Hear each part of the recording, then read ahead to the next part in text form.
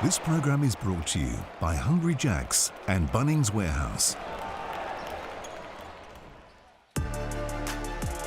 The roof is open out west. The weather is absolutely perfect for a night inside the jungle. The Wildcats back home after an almighty comeback while the Hawks are chasing their first win of the season. Strap yourselves in, folks, because tonight's going to be a battle of the big men in the middle.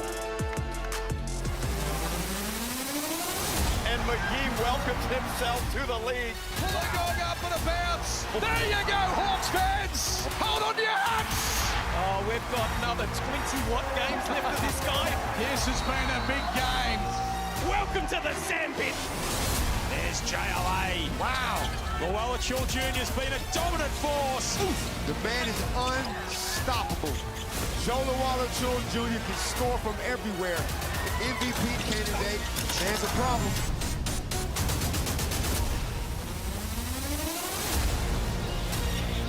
Hello and welcome to the Hungry Jacks NBL rookie round, and we're excited about this matchup. These two boys are going to have a real crack all night inside the key. Javal McGee up against Joe Lawala-Chul. Certainly excited to get stuck into this game here inside the jungle. Lockie Reed in commentary alongside Damien Martin, and Annalie Maley joins us as well. Annalie, this is your backyard. Take it away. It's all about the big fellas. Yeah, as a member of the Little Big Person Society, I can talk about the big men here for a second. I think that it's more a tale of who's going to limit the touches. So how are the guards going to limit it getting in? Because once it's in there, they're going to score, right? You have JLA, who's more of finesse around the rim. He's got that beautiful touch with the floater. And then McGee, who's just throwing his weight around really inside there. So I don't really think they're going to be able to stop each other. It's all going to be about how they stop the ball getting in there. I mean, I was speaking about the weight differential, which is hilarious, putting up the 122 kilos of him. He really will be throwing all of that around. Damo, how different do these two boys play, and what are you expecting tonight? Oh, I think this is where the game will be won and lost for either team. You're talking about two guys who are legitimate MVP candidates come season's end. But what's their difference, to be honest? They're both really good around the basket. They're both great shot blockers. They love playing for their teammates. So I'm excited to see, are we going to see a double team the first time Javal McGee touches the ball? Or are the Wildcats going to back in JLA saying, no, we're going to allow you to guard him one-on-one, then we'll make some change throughout the game. I'd be doubling him if I was John Riley. 32 points last week, Annalie, 13 rebounds in 30 minutes of basketball, 3 blocks, 2 steals. He had a night out, don't you worry about that.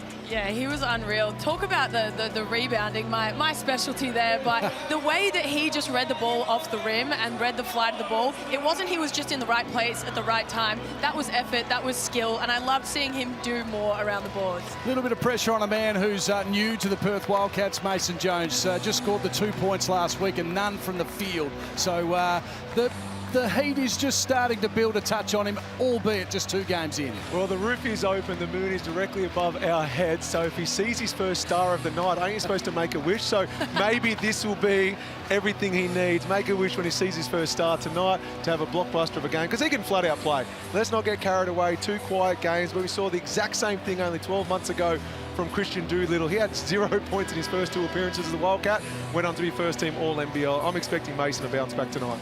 And of course, Jaron Riley, we saw him on the weekend against the New Zealand Breakers. He came on, 6 minutes of absolute brilliance from a man. To be honest, I was watching with the sound down as I was preparing for the Sydney Kings game, and I said, who the heck's this kid? He's come from the crowd. But what a game, plus 21, the greatest ever performance in terms of plus minus for a Perth Wildcat on debut. I don't know how you can be guessing who he was. He looks exactly like his dad. What do you mean? No, look, he was brilliant, and I really love what he brings to the floor when he's on there. The way that he brings the ball down the floor, gets them all set up and stuff, and then hitting an open shot and getting downhill as well. Like, he really was an addition when he was on the floor. No doubt about that. Looking forward to seeing whether he gets many minutes. Do you expect him to get minutes? He'll probably have to come on at some stage, wouldn't he? Oh, look, I think it's all dependent on how Mason's going, how Benny's going. They'll give Elijah Pepper the ball at times. So I think right now he proved himself worthy of being out there on the NBL floor, but he's still a little bit lower in the pecking order. But he was brilliant last weekend. Let's go courtside. Kelsey Brown joins us tonight. And, of course, Kelsey, another player that's a new player to this competition is Corey McLaughlin. And he's had a bit of a slow start to his season. He has had a bit of a slow start, but I just mentioned the weather down here. It's a balmy 19 degrees. I cannot wait for this open air game. But as you said, Corey McLaughlin, 5 points in his debut. He was brought in for Trey Kell to fill that playmaking role that he has left. But we've got to remember that Trey Kell, he was an all-first NBL team player last year. He averaged 18 points per game. That's a big hole to fill. So there's a couple of questions around Ja'Cory McLaughlin at the moment. Can he fill that scoring hole? And is he what Illawarra needs at the moment? It's actually not a bad, thanks, Kels, not a bad stat line, is it? I mean, the points, everyone looks at the points, but he's handed off 6 assists, 4 rebounds. So you walk away going, okay, there's room for improvement there. Yeah, there's plenty of room for improvement, but let's not get carried away with how well JaVale McGee was going last weekend. You wanted to continue to get the ball down low. You wanted to get him the rock. There's plenty of scorers out there for the Illawarra Hawks at any given time. So I think he'll shine tonight, but you don't want to compare them to players who have formerly worn that jersey, especially when they're first team All-NBL like Trey Kell was. Well, the roof is open. Let's take a look at the starting five for the Perth Wildcats. Dante Russo-Nance averaged about 4 minutes a game over his start to his career, and he's starting for this team, Annalie. He's been pretty proactive for him. Yeah, I think so. As a ball-handling guard that can get them into their stuff, and then he's quick too, little bit shifty. I think he's earned his place in the starting lineup. Expecting a big night from Tyler Harvey. I mean, he was solid in his first game, but he'll get used to the big fella, and all of a sudden he might just absolutely tear one apart. Oh, that 1-2 punch is just going to open up more space for Tyler Harvey, and you give him an inch, he'll take a mile. He can flat out shoot the rock from anywhere on the floor. We're underway in Perth, as we said. The roof is open. The weather perfect, and Dante has ball in hands. First up loss for the visiting team. Perth, of course, losing their first game in front of the Red Army, but got back on track with the win over the Breakers. There's the matchup straight away. A little bit of a loose possession, and then Joe decides to shoot from long range. He can't make it go. Heatley will gather it. Ja'Cory, who, as we said, just the 5 points. Little pass inside, just misses. Probably should have gone himself on that occasion. Yeah, I love the early talk there from JaVale McGee. Told his teammate to get to the 45. Let's sit at an on-ball screen. The pass wasn't there, but it was the right look.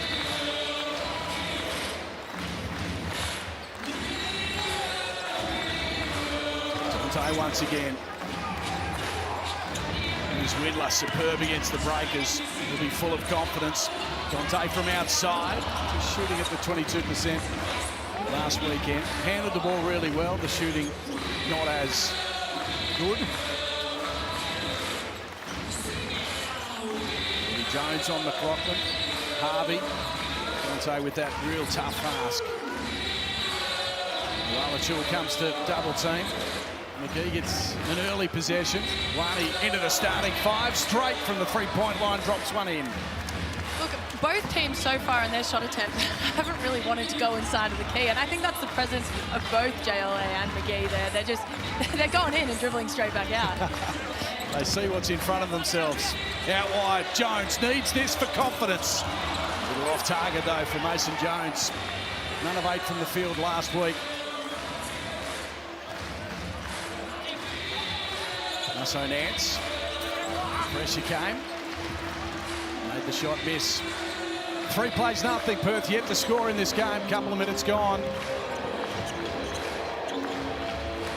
Not shy to shoot away is Russo-Nance again. He stole it out of the hands of Harvey. Just tucks it under his arm, and the pressure came from JLA. Just forced that shot to miss. I want to see Mason Jones be aggressive early in this game, because I feel like if he's an aggressive player, then you get a completely different style of Perth basketball. This could be interesting as JaVale makes his way to the basket, and he's not happy with Mason Jones. Now, these two boys played together in the NBA, Sacramento. They gave each other a hug pre-game. It's no hugging now. No, there is no love lost whatsoever. Getting a little under him there. I know no big man likes when the smaller guards get under their legs. He did cross his path. That was a little dangerous, especially, what was he, 122 kilos landing on the court. We might just have a review here, because it was probably a little unnecessary. Can we please review the call? I want to review for no intent to play the ball, please. Reviewing. I don't know if he was just trying to get out of the way of a dunk. Maybe. You know? Didn't want to be on a just trying poster, to dunk you and reckon? run out of the way. What do you reckon McGee was there? getting his steps right. He was about to throw this. That's what I mean. Is he just trying to get out of the way?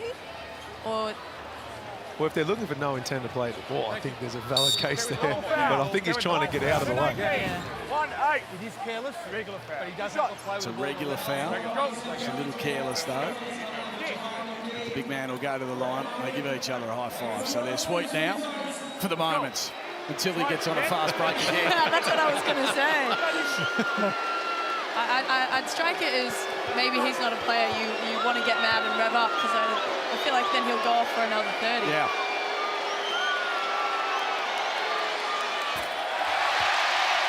The first up miss there. And they let out the smell of the wafting Hungry Jack's burgers. I can smell it already. Possible burgers early, Hungry Jacks. Oh, he silences the fans. Check. Drops that second one. I don't mind admitting I texted Lockie last week and just said, hey, what was the code again so I get my free cheeseburger? You had a kids' party, didn't you? I did. You wanted to feed the kids the next day. Hungry Jacks looks after us. Here's Dante again now. He misses. Doolittle against Peatling.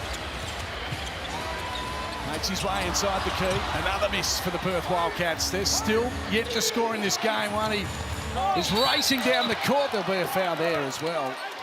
So a little bit of an issue at the moment, scoring-wise, for the Perth Wildcats. To be honest, you don't really want Russo Nance shooting away like he has. I mean, how many shots has he had so far?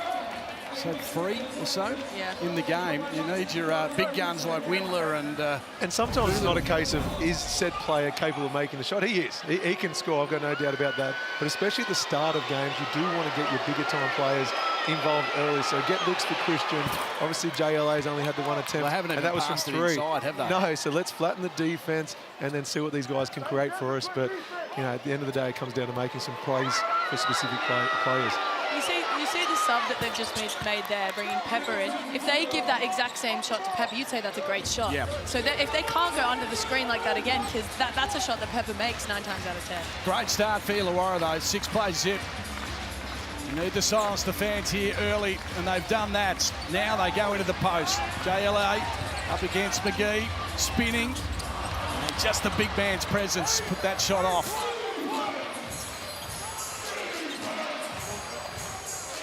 Harvey will look to the top of the key.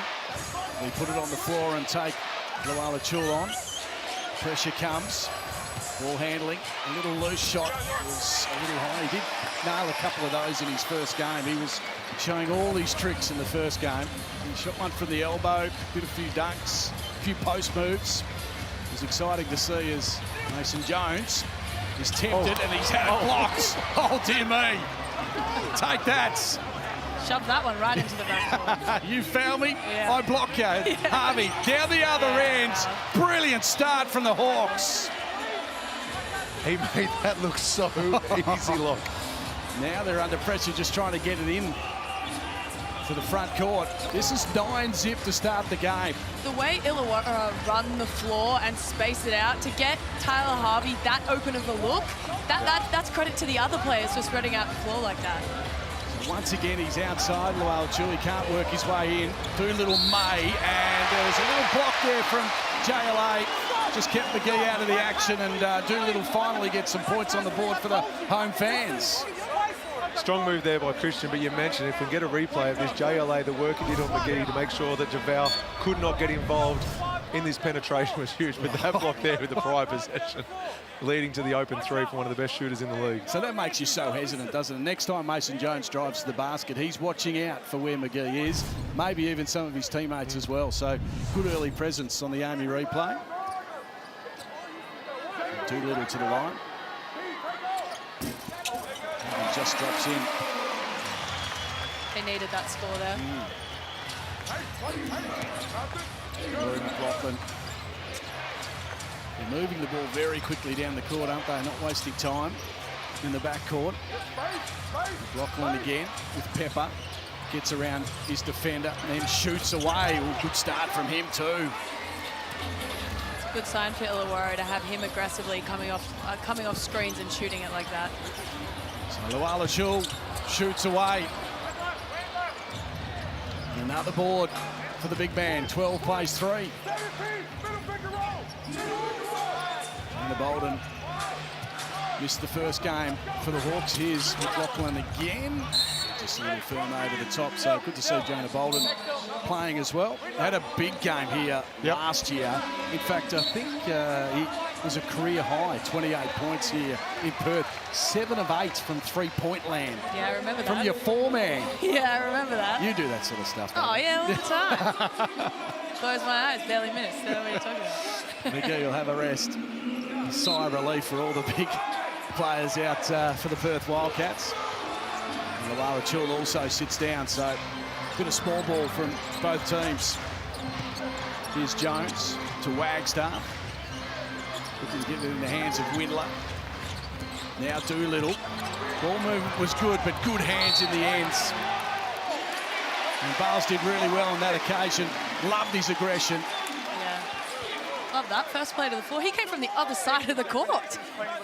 He took over everyone to dive on that. So in the absence of Hickey, a real opportunity for him just to put his hand up to say, I need some more minutes this season. Great NBL1 season, just loves the game. He's always out there on the floor getting better, and I love that he's been given this opportunity.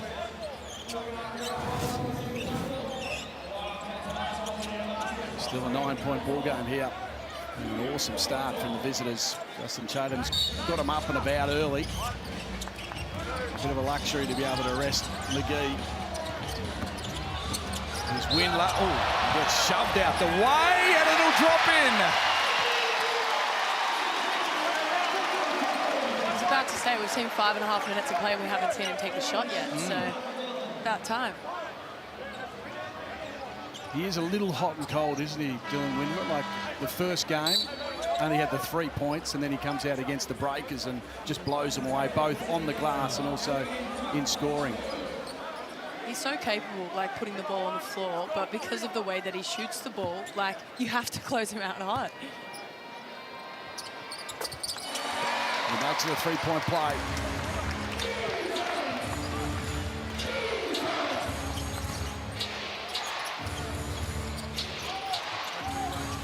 Here's Bales again to Bolden, little handoff to Harvey.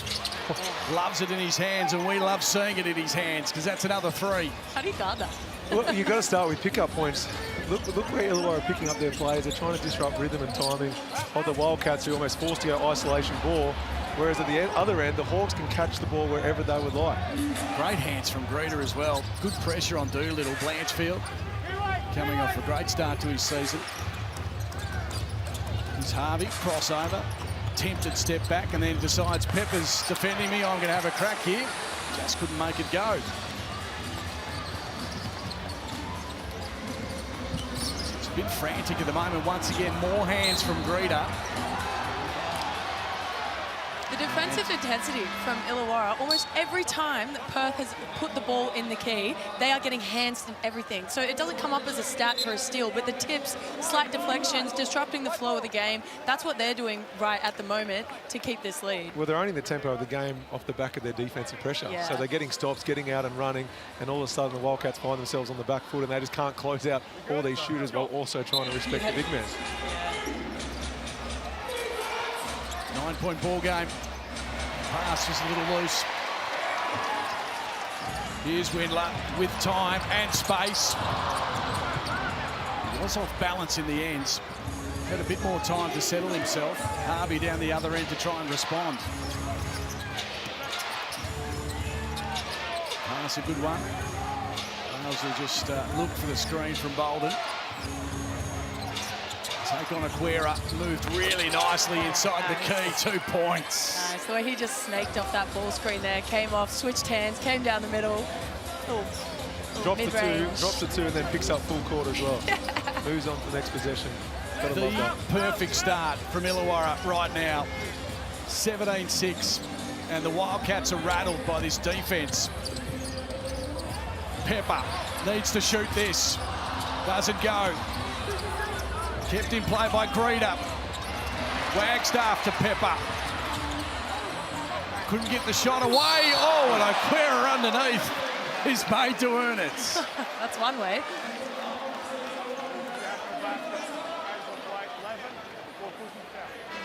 Make sure you grab hold of the tickets. Now, this is going to be big. The NBA, of course, taking on the NBL. New Orleans is in town. Zion's here. Love Zion.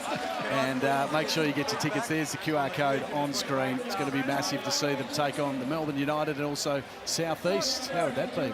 It's absolutely brilliant to get them out here playing in Australia. I'd imagine they're going to be sold-out crowds. If there are some tickets left, then please get on that QR code, because it's not often we get to see something like this. And Zion in town, this would be brilliant. And he's looking good too. He's looking trim. Almost like you. Yeah, he did sit up a little bit. Yeah, that's right. Couldn't tell the difference putting you guys next to each other. Same build. NBL.com.au NBA is where you can also get your tickets if you missed out on the QR code. 11 points that margin.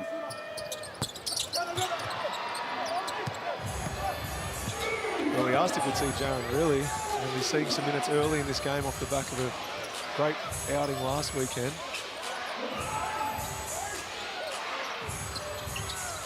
Wadi with a little step back and another shot. What a performance this has been. Incredible effort from Illawarra. They've got a few injuries too. I mean, to come into this game, I mean, we know Sam Froley's going to be out for a little bit of time, but at some stage, hopefully he'll return. And then Dave O'Hickey has an eye injury, so this is an undermanned squad coming into Perth who are full strength. Two potential starters right there, but just quickly on the Wildcats, 2 of 13 from the field, 0 of 8 from 3. Yeah. So whilst they're down 14, I don't think they can play much worse as they get into a nice little pick and roll there. Find a way to get it on the rim, because as you said, 0% from the three-point line, whereas on the other end of the court, Illawarra shooting the three-point at 83.3%. Yeah, that'll do. That'll do, and that's opening up the keyway for them, so they can just get downhill, whereas I feel now Perth need to really make an effort to get it inside, because it's not working for the three-point land at the moment. The first one drops.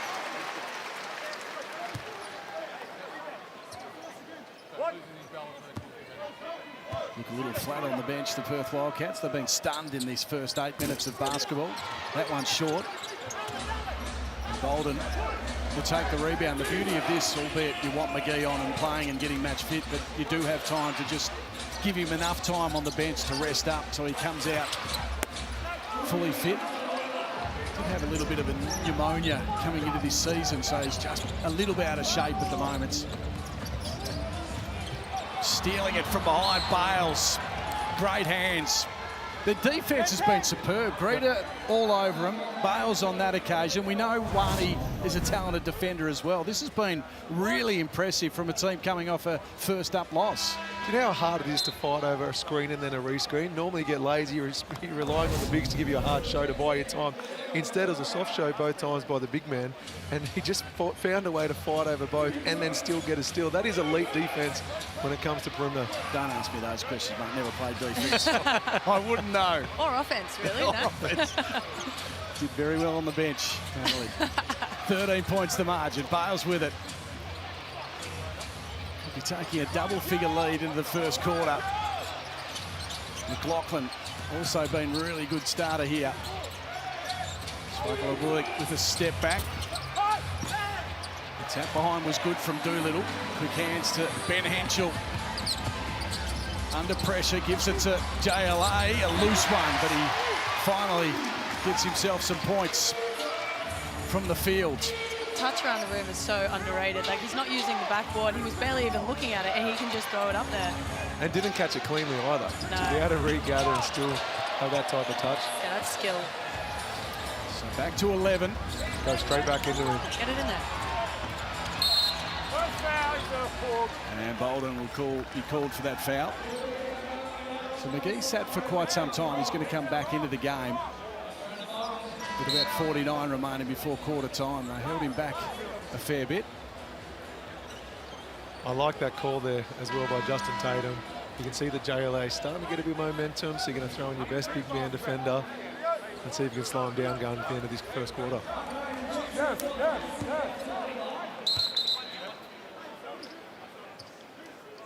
Did you watch his first game, McGee? Yeah, and I've seen plenty of the highlights. 32 points, 13 rebounds, 2 blocks, 2 steals. That's one way to say, hello, league, I'm here. And while we're raving about the 32 points, and there's plenty of highlights within it, he's probably putting the numbers we're probably more so expecting so far this game, with the 5 rebounds, a block shot, a steal. You know, he's doing a little bit of everything. And if they can find him some good looks down low, on the bottom of the net. And intriguing too, because he's always been a role player in the NBA. So to change up his game here we go. from outside 3, the big man doesn't make it go. But yeah, he's been a role player, so that must be hard to adjust, albeit you're in a different competition. Here's Doolittle looking to try and score. He'll stop and prop, usually nails them, so he's off at the moment as well.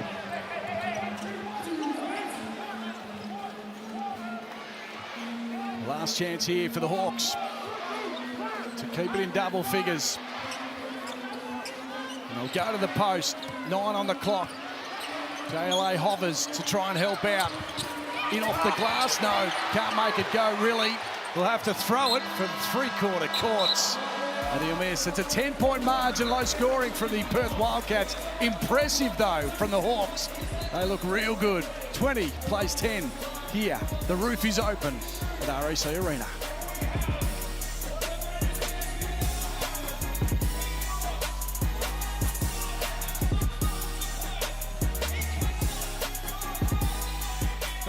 Countdown roof.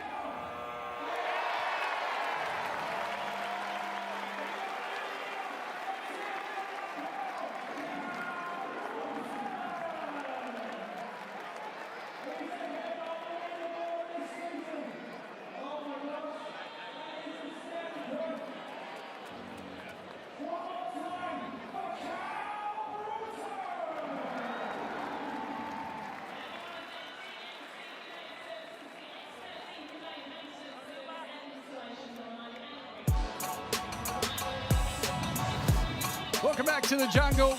Roof open and an impressive start from the visitors. Illawarra lead 20-10. So good.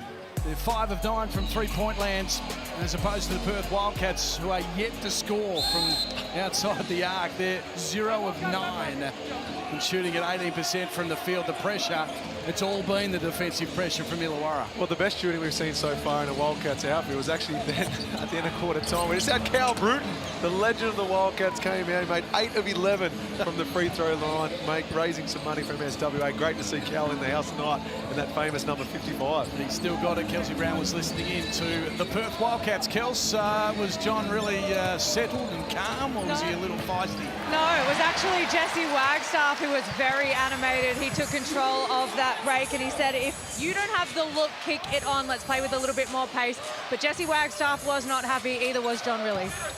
Good on you, Kels. 22-12.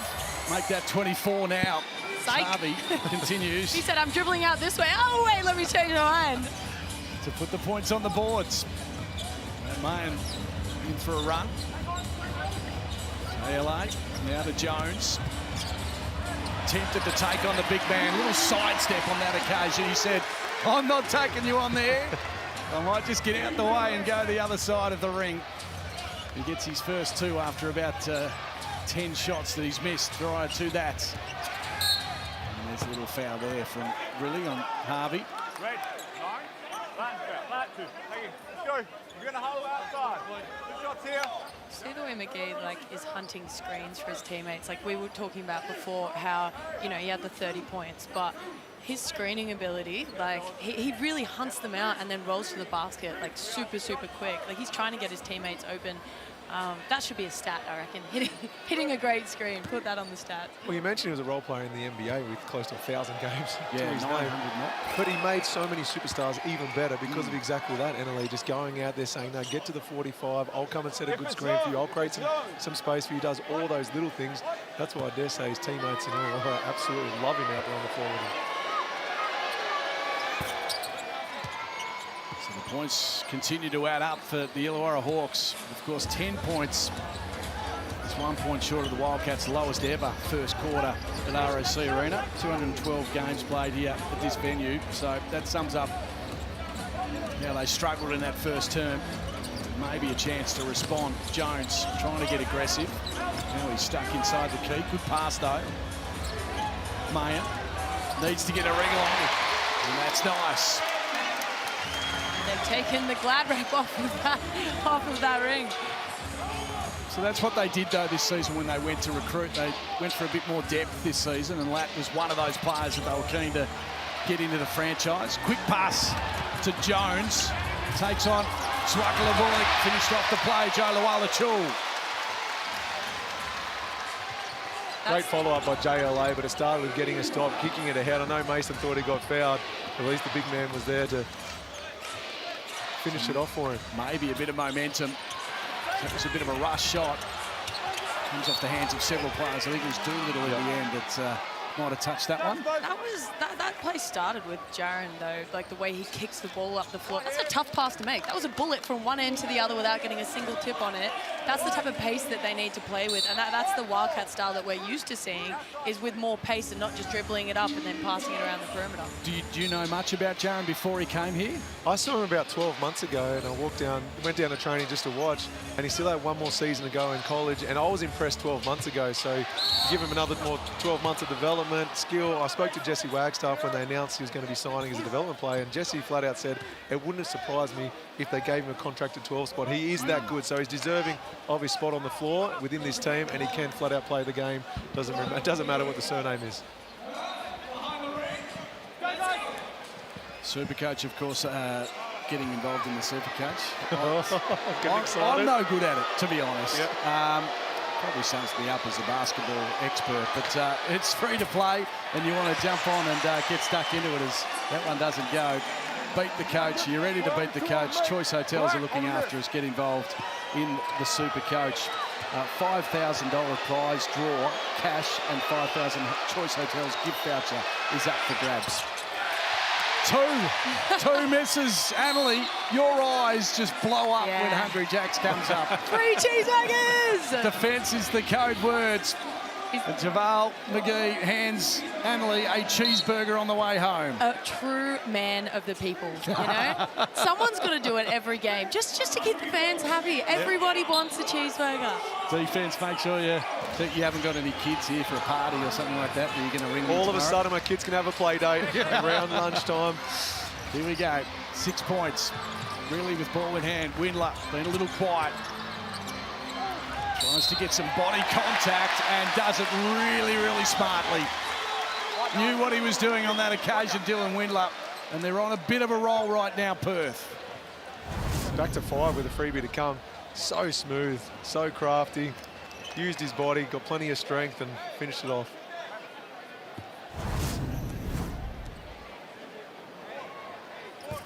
Doesn't finish the play though, but he gets the rebounds, really, from outside.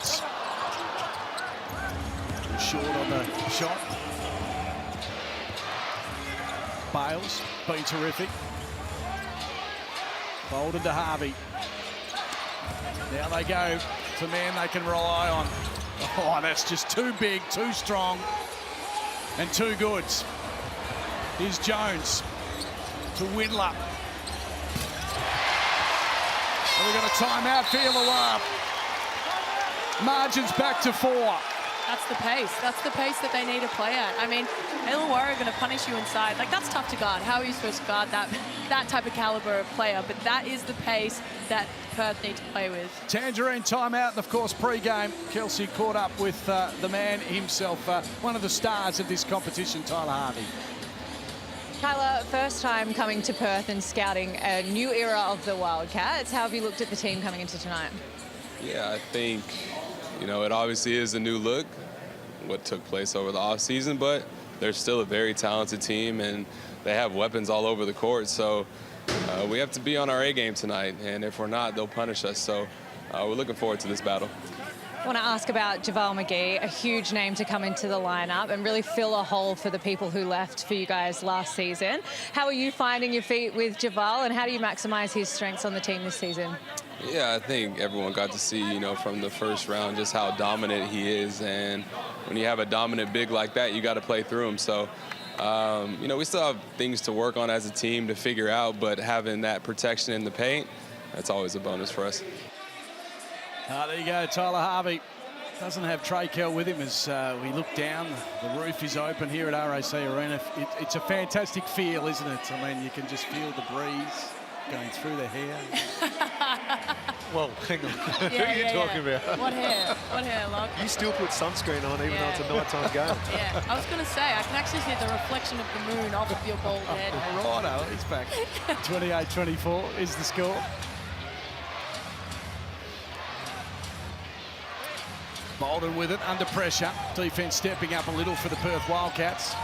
McGee feeling confident, and just another one in off the glass. JaVale McGee continues to add the points. He's got 7 to his name at the moment. Kels, what have you got for us courtside? Well, Illawarra Hawks set up exactly that. We heard in the interview from Tyler Harvey that he said that they want to go through JaVale McGee a lot more, and in that timeout they said exactly that. They want to get the ball through him and through his hands a lot more in this next little bit. Here's Harvey. Champions coming to town, and they're putting up a real fight. They've been so impressive, and without Trey Kell, who of course left at the end of last season, I mean, he top scored in 14 of their 37 games, and he had 26 and 31 against the Perth Wildcats. So, you know, it's a big loss, isn't it, for them? But McGee's come in, different style, different look, and, well, they're looking the goods again. They could go back to back. Well, they obviously had the blueprint last season, and no two teams are exactly the same season in, season out. So they went back to the drawing board. They found some of their deficiencies, even though they are the champs, and thought, okay, we're losing our best scorer and potentially our best player. How can we fix that? Some try and find a like for like. Instead, they've gone opposite. They've gone and got JaVale McGee and then thought, how can we complement Tyler Harvey and JaVale? They've retained some really good role players, but they're big men. You mentioned some of the outs still. When they get both rolling boys fit and healthy, imagine when they get it going as well. Fair bit of body contact there as Henschel finally gets called. They're given a foul. Tyler Harvey called for that one. Trevor Gleeson used to say when it came to recruiting a team, he used to treat players like pieces of a jigsaw puzzle. You want to get pieces that complement each other, that can fit together, and then he can do something special. And I look at the skill set of each of these individuals out there for the Illawarra Hawks, and each of them brings something different to this team. That's why they click. That's why they connect so well, in my opinion. Behaviour warning. Behaviour warning. Justin Tatum. Perth coach, behaviour warning. Oh no, on John Riley. Stretch it. He was just having a yap. Yeah, was he? Both coaches again, because Justin Tatum was a bit confused as to who the foul was called on. We do have the roof open, and history shows that open air games have much lower shooting percentages. Can I go back to 2015? John Cone Arena. Damien Martin played in an open air game. 4 points. 2 of 5 from the field. Oh, I'll take that. He's like, what are you talking about? That was one of my better offensive games. So I'm the exception to the rule. I love the open air. Straighten up my shot. He's great. Looking inside, it'll be turned over again. Doolittle. Under pressure. Down to the post he goes, JLA. McGee with hands in was really good. Breeder to Harvey. Hands nearly got it out from Windler. That pass was a little awkward in the end. He just had to shoot it up. Henschel grabbed Holden's singlet, and this is going to be far too easy for Tyler Harvey. How does he get that open? How does he get that? Like, I understand the hustle off the rebound and the ball kind of popping around a little bit, but... Here's the Amy replay. He's got 15 points to his name, but he's had a couple of shots like that where he's had a lot of space. That's what like the way the Hawks have been moving the ball. I just don't understand how you leave a player like that open. You know he's a shooter. Surely, if he's your matchup, or as the Wildcats, you need to be communicating a little bit better, pointing fingers. Make sure that someone's out marking him at all times, because leaving him by himself, that's a bucket. All right, let's check in on Christian Doolittle, because Christian Doolittle, we're going to do a little feature on him at halftime, but here's a little sneak peek. Feels really good. The contract that I got is a blessing. I just feel like Perth really believed in me. Me re-signing with Perth is because their goals align with mine, is to win a championship, and their expectation is championship. With JR re-signing as well, it was a great factor for me re-signing. I'm blessed to be able to be in the situation that I'm in right now. There we go, star of the competition. Cats will be hoping he can step up into that, first 5 All-Star team. Christian Doolittle. A terrific season last year. It's his 60th game, career high 37 points. And they need him in this game in particular to stand up with 4:23 remaining before half-time. Yeah, just the 3 shot attempts so far for Christian, but he is one of the best players in this league, and he'll be only better second time round. He knows how to adjust to the style of the game, the way it's refereed, some of the opposition players. Oh, I don't mind that, a play run out of the timeout. Another steal. The hands have been amazing. Here's Greeder taking on Henschel with the 2. That comes off the defense. Like, he was just a pest. Hands in there, creates a bucket for his teammates. Pass inside, cut off as well. Jones up against Bales. He waits for McGee to come into the front court. A lot of body contact. He falls away. Couldn't make the shot go. Jones now with Bales in his face.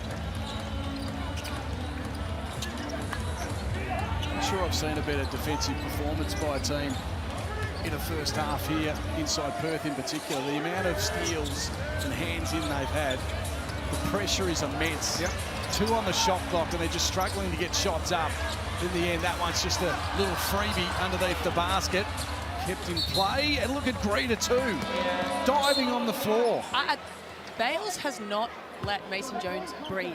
Like, there's no air left for him to breathe. He's just up and in his grill the whole entire time, putting his body on the line, and then it means the rest of his teammates are stepping up to the plate. Like, you got Greeder diving on the floor. That's coming off the back of the energy of Bales.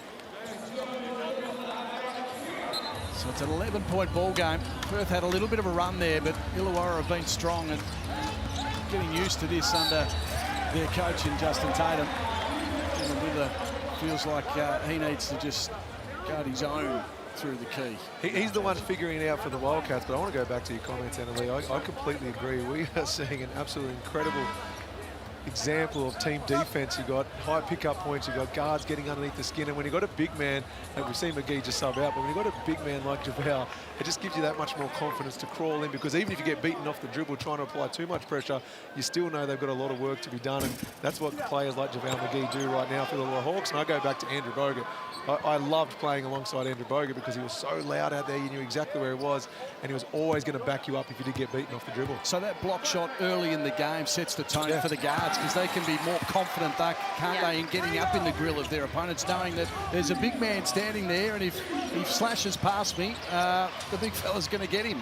Yeah, it really does. Like, the confidence it does give you, knowing that you've got someone like that waiting at the rim. You can just get up and in. Antonio will pass inside. Peatling gets his shot blocked. Once again, Greeder charges at the ball. He couldn't land that one, really, under pressure. Just no time and space. In the end, that's a long shot from a long way out for Pepper. Greeder again, aggressive. Oh, Big Joe swats it away.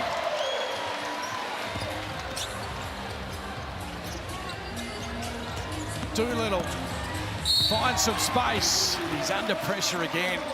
They're not easing up when you go to the rack as well. I mean, we were talking about the rim protection of McGee, but just then from JLA, like, he came out of nowhere. Read it nicely. Here he is on the Amy replay. Nope. And what you can't hear is Justin Tatum on the sideline telling Dan Greta, get to the ring, get onto the ring. That's the opposite. When I was out there, it'd be Trevor Gleeson saying, no, well, get the ball to Bryce, pull it out, slow it down, slow it down. But you love that from Tatum. He's just got so much confidence he instills in his players. 2:21 remaining. Cats edge it into single digits here. It's so much work to do. Only the 30 points so far in this first half. These two teams were the top scoring teams last season. Averaged 100 points a game, both of them, and we're sitting on 31 to 39, closing in on half time. So McGee's back on the court. People resting up, and Greeter, well, he deserves a rest because he'd be exhausted.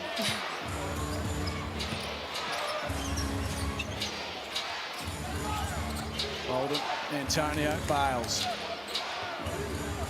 Little 1-2-2. They're mixing it up here defensively, the Perth Wildcats. See whether they can stop this man.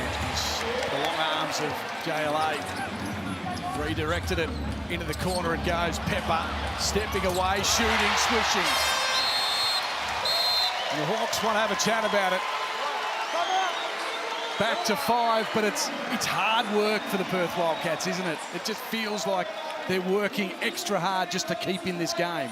We also look at it going, there's so much more room for improvement for the Wildcats, yet it's only 5 points down. So if they can go in at half-time with a similar margin, you come out full of confidence saying, okay, if we adjust this, we adjust that, we're looking pretty good coming into the second half. And credit to the call to junk it up defensively by possession. So, of course, McGee, we're excited to see him in the competition. Mason Jones is playing for the Perth Wildcats.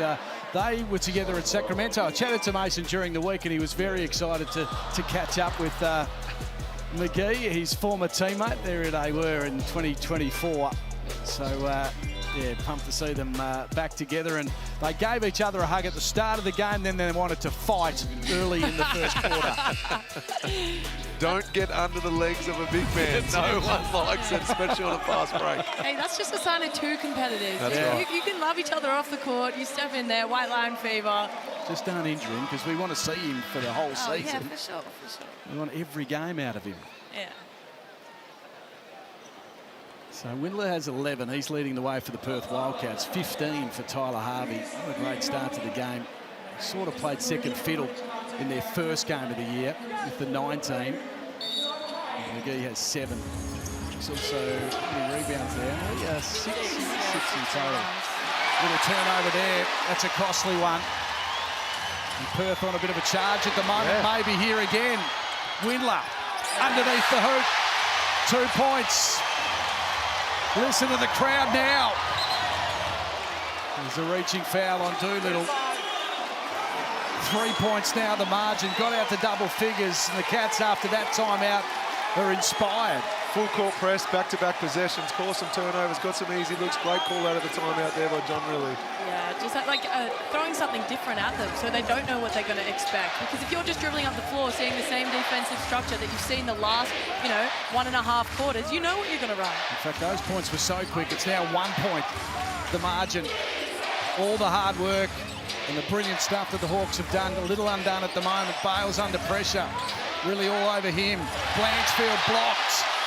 Dylan Windler.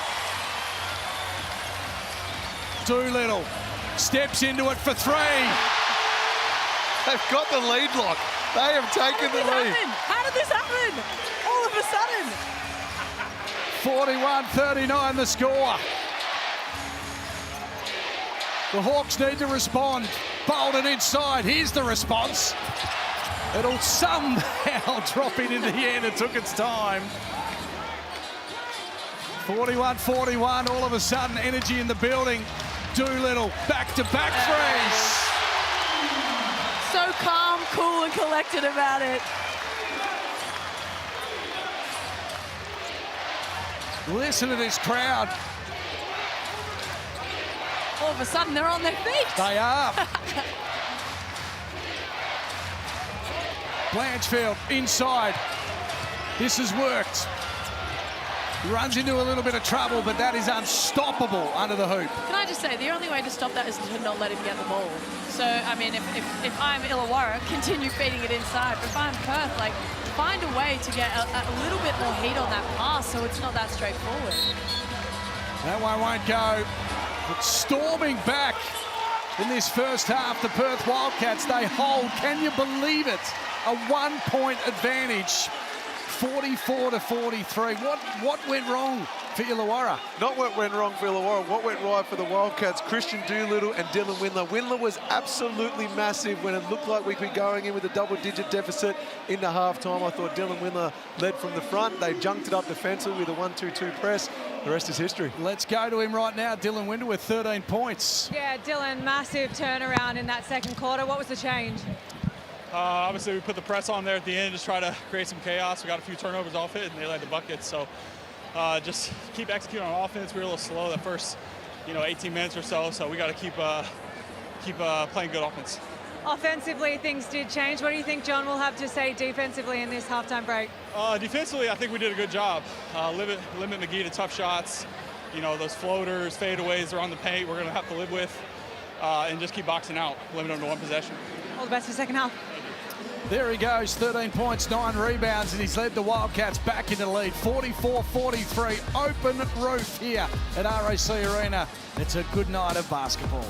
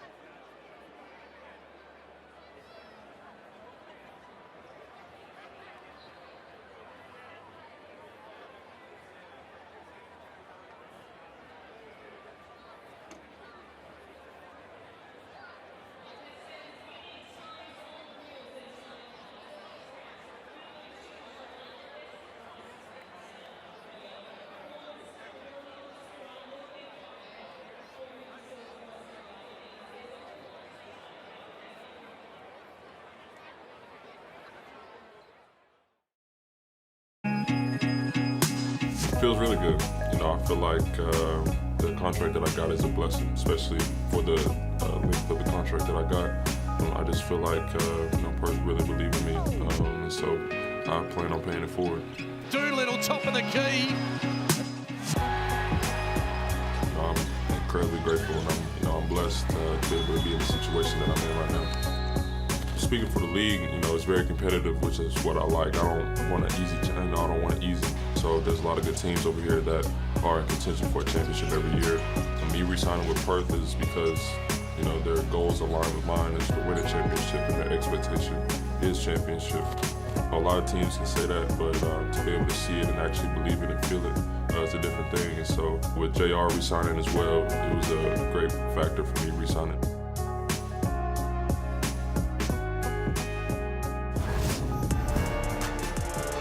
Didn't Christian Doolittle get it done in that first half? Perth Wildcats with a turnaround in the second quarter. We're here at an open-air RAC Arena.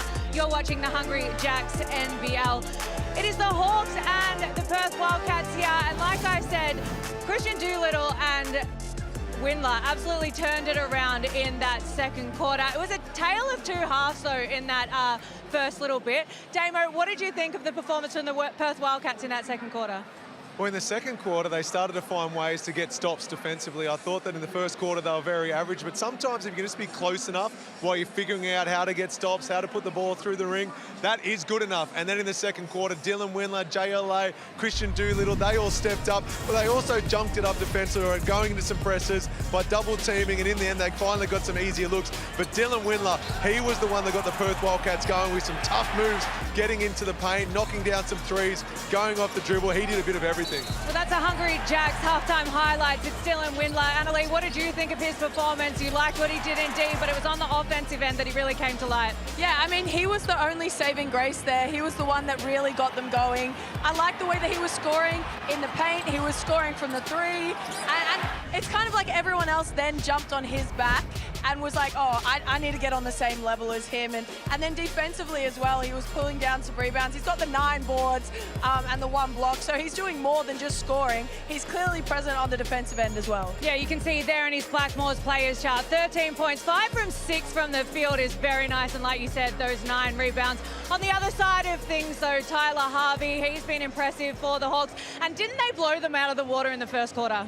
They were brilliant to start the game. The speed of the game was all in favour of the Illawarra Hawks. McGee was doing his thing defensively, but then Tyler Harvey, when he got going, he was unstoppable for about a 5-minute patch, and the majority of those 15 points came throughout that 5-minute spurt. They got offensive rebounds. They found him open in the corner. Annalie was blown away with some of the openness of his looks. He's too good to leave open to give any space, and he punished the Wildcats at times. Annalie, what do you think happened in that second quarter with the Hawkies, though?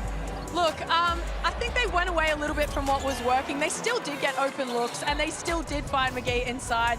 I think they need to go back to the on-ball work that they were doing together, getting into those on-balls, coming off, scoring at all 3 layers. But look, at the end of the day, all you have to do is give the ball into McGee and then let everybody else work off of him. Well, that's the battle that we were all very much looking forward to in the game tonight. JLA versus McGee. Damo, how have you seen the matchup so far? Has not disappointed whatsoever, and I'm actually glad that it's more of a balanced offensive output from the Illawarra Hawks, but defensively we've seen JLA get a big block, McGee get a big block. We've seen some nice one-on-one moves, so overall it is living up to how we hyped it up to be. It's been great. Now bring on the second half. Annalie, any predictions for the second half? Listen, by the way, Damo was standing over there saying he could take them in the post, so anything that he's saying right now, you should have heard what he was saying before. No, look, I'm really looking forward to this second half of basketball. Hopefully, we see a little bit more offense, blow the roof off more than it already is. But yeah, no, it'll be a good one. Quick prediction?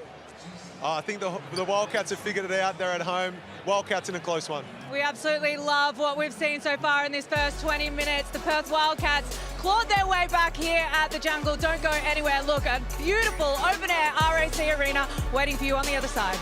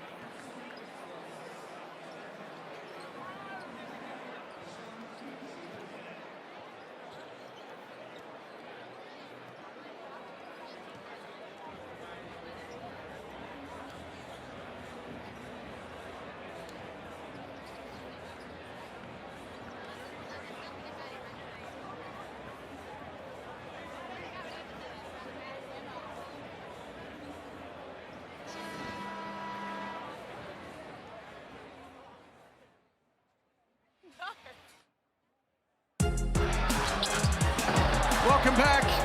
The Pelicans are in Australia. Down under, Zion Williamson's here. And leading his team, they'll be taking on Melbourne United tomorrow night, 7:30 Eastern Standard Time. And of course on Sunday, they'll battle against Phoenix, 2:30 that time as well. So looking forward to seeing this game. Make sure you get your tickets if you're in Melbourne town, because it's going to be an exciting weekend of basketball. You're a Pelicans man. Who do you support in the NBA? Oh, I used to be the Phoenix Suns. I love Charles Barkley. I used to write love letters in primary school and sign off on all my love letters. Love Chuck. Magic Johnson, the Lakers, Kobe. But now it's the Aussies playing in there. So Rocco's a cast. You better believe I'm getting a Minnesota jersey. Who's your NBA team? I'm just a fan of basketball. Oh, okay. I watch whoever's on the telly. Yeah, that's true. Whoever's winning that season.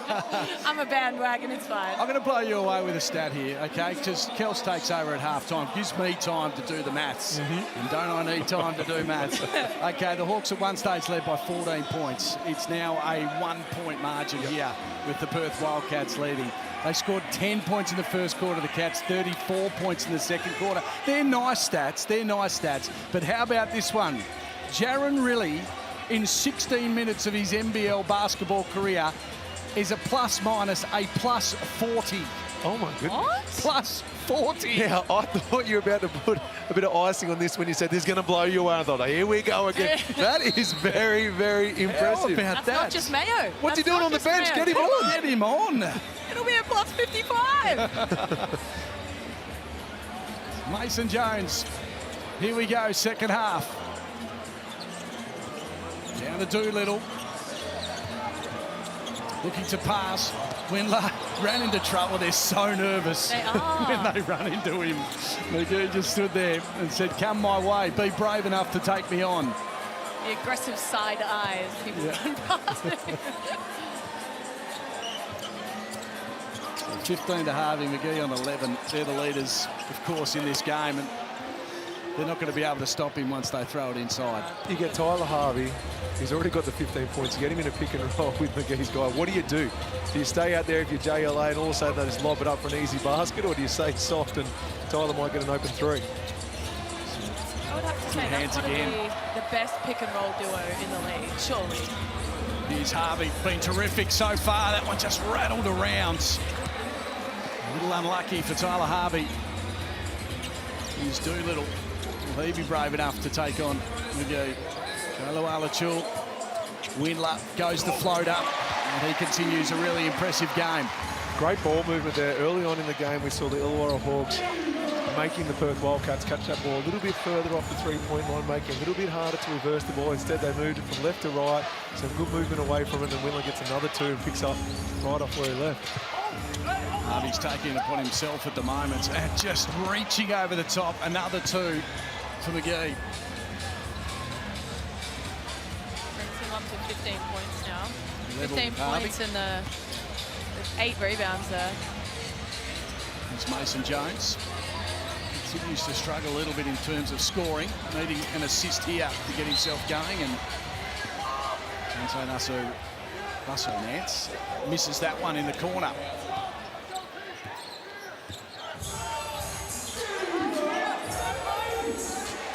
One point, the Hawks lead. Good start to this second half. Harvey been running the show. Passes into the corner. McLaughlin is read nicely by Big Joe. And he takes it one end of the court to the other for a little finger roll.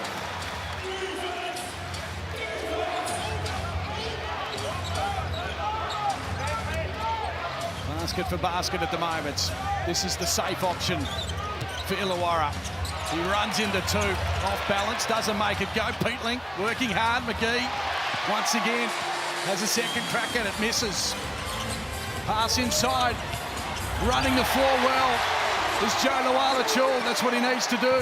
Yeah, that's the style that Perth need to play. Get some defensive stops and then make sure that Illawarra is out of rhythm defensively, so they can't just pick up and play one-on-one, because that's where they were getting all of their disruptions. Double-double for Dylan Windler. Mason Jones finally brings the crowd alive. as he looks to the skies as well. He's happy to see that one drop, and he needed to make it because JLA had a mismatch right under the ring. So 3's worth more than 2, as my math teacher told me for the second time when I repeated year 3. Quick little outlet pass, and Jones stepping back into it.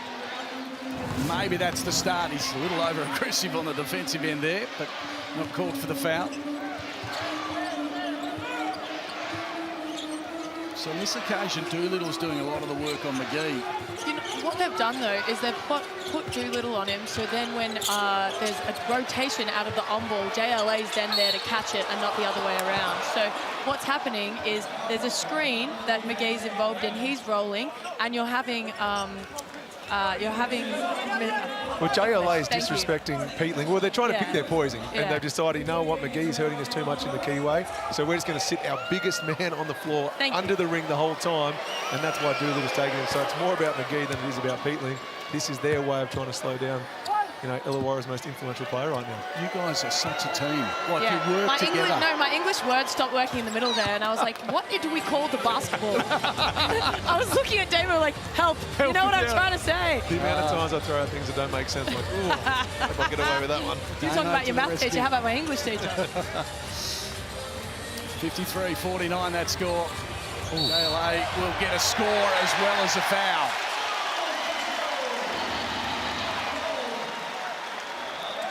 So would that have been something they discussed pre-game, or do you think they've gone in at half-time and gone, OK, we need to change things up, give me a few solutions? I think half-time, because they weren't doing it at the start of the game. At the start of the game, they were just letting those two match up. They were just letting JLA and McGee go at it. But what's happened now is they're like, OK, well, we need to keep someone at the rim, because what we're doing at the moment isn't working. That one won't go for Illawarra. It's out to 6 points now, so it's working so far. McLaughlin will just slide one in. That's a nice one for him. Good response, and there's a bit of pushing, and that's an offensive foul on JLA.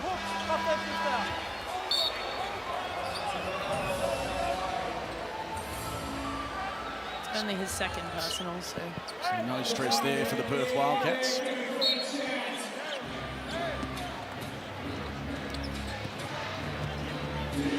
So we just went through the game plan defensively, what the Wildcats decided to change at half-time. So what they've done at the other end, bring in a shooter in Toddy Blanchfield.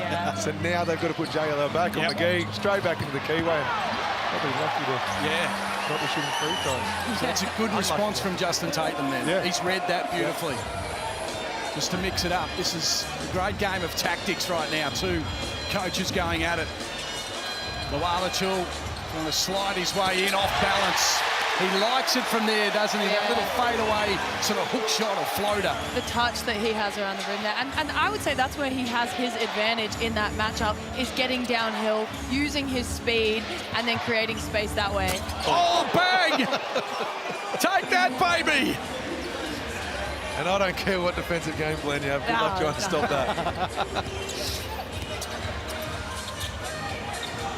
Big Joe tempted to shoot the three. Attacks the rim, though. He has been brilliant since coming out after halftime. Going off the dribble, he sees a mismatch in that way. Oh, no. So the big man's fallen down behind play. Not sure. We'll have a look on the AMI replay whether there was some contact, but this does not look good, and he looks in a lot of pain. Now, was that a twist or a fall? I was keeping an eye on where the ball was. Here we go on the AMI replay. Just watch him here in the middle of the court. Wildcats just getting behind him. Oh, out to the side a little. Just legs collides, and he lands on his right knee.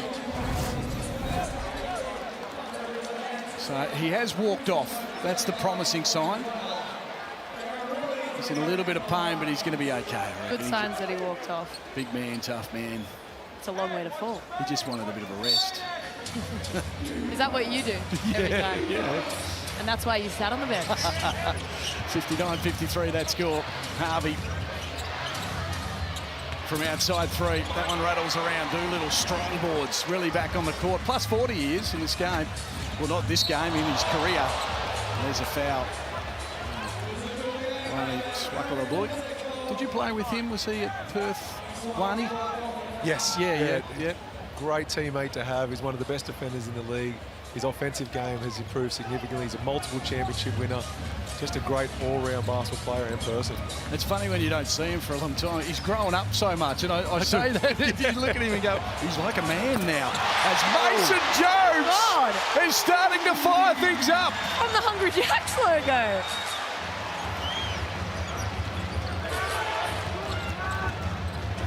McLaughlin goes at him at the other end. Can't make it go.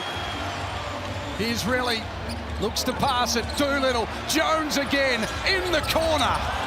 Doesn't make it go. Windler tries to work hard to get the boards. Jesse Wagstaff, the veteran, grabs hold of it. It's out to a 9-point advantage. Here's the Amy replay. Now, he came into this game after last week, none of 8 from the fields. He's hit a couple of long bombs now as Mason Jones. Well, we know he's capable of that. Like that for me, that's the player that we all expected him to be.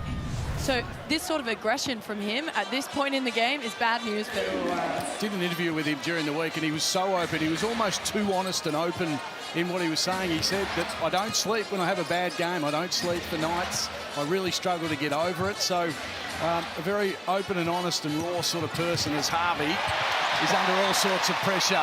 Here's really Great hands by Jones, really there to strip him. Doolittle inside, Jones another 2. And he's revving up the fans. That unselfish basketball just there, all around from every member of the Wildcats. 11 points is the margin now. The Tangerine timeout coming your way. Just a reminder too, make sure you get your tickets to see the Pelicans. If you're in Melbourne, Melbourne United tomorrow night, and then on Sunday, the Phoenix. Really looking forward to looking at that game. And we might head into John Rilly's huddle just to have a listen. His team is smoking it right now. Hey, right here where it's shadowed, okay? If they're here bringing it down, try and channel it, okay? But if they keep it into the middle of the floor, we can cat and mouse them and just eat into the clock. Now, if they bring it here, we're on. But if it's in the middle of the floor, we can eat in because they're worried about what we're doing all the time. Eat into the clock. Keep sharing the fucking ball. Keep sharing the ball. Here we go. As I said, 11 points to margin. This has been a big charge from the Perth Wildcats. Still 3.5 to go. And we just keep an eye. Kels will be all over it down just to make sure that McGee is okay. He did have an awkward landing. Knee onto the court after tangling up with Joe Luala-Chul. But he is standing up at the back. And he's standing in the way of Kels. So I can't. Oh no, I can see you. Kels, I can see you now. Are you there? Yes, I am. I can see Jabbar McGee. He's standing here. He's got 2 large contraptions on his knees, but that's been a pattern in the making as Tyler Harvey misses that 3. But he seems good to go. It doesn't seem too much of an issue. I think a little bit of an ego here, if I might say. Absolutely. Here's Jones bustling his way into the hoop. Doolittle, swish. Love that. You heard in that timeout there, JR talking about he wanted them to share the basketball. It looks like it was about to be a one-on-one play by Mason Jones, but then he sees the help that he's created and kicks it out for a wide-open 3. Blanchfield with the response. Rattled around. Gee, he had a good first-up game, Toddy. Here's Bales, also terrific. Puts it on the floor against Wagstaff. Little jumper doesn't go. So this is, although the pressure was immense in the first quarter, just Illawarra just missing those shots as Doolittle is very confident. Hands off Illawarra? No, it's off Jesse Wagstaff. And whilst Christian missed that, we saw him take over late in that second quarter. But in the first quarter, there is no way the Hawks were allowing any of the Wildcats players to simply dribble down the middle of the floor and walk into a 3-pointer.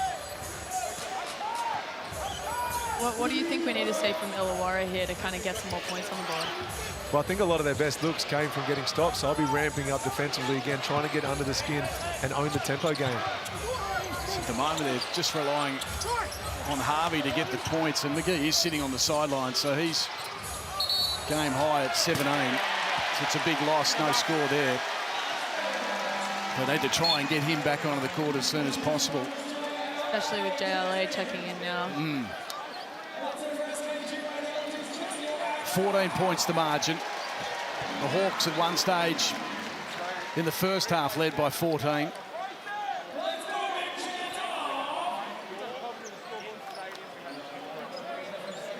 Open roof game here in Perth. It's been a beautiful day. Last year, had a bit of rain, so we didn't have it open for long, but it's going to stay open now. As I look up. Really looking for Windler. Pass inside to Illawarra. Feeling a little more confident going against Bolden with the fadeaway jumper. And there's a foul on Dylan Windler underneath the basket. So there he is. He's keen to come back on the court. This is great news.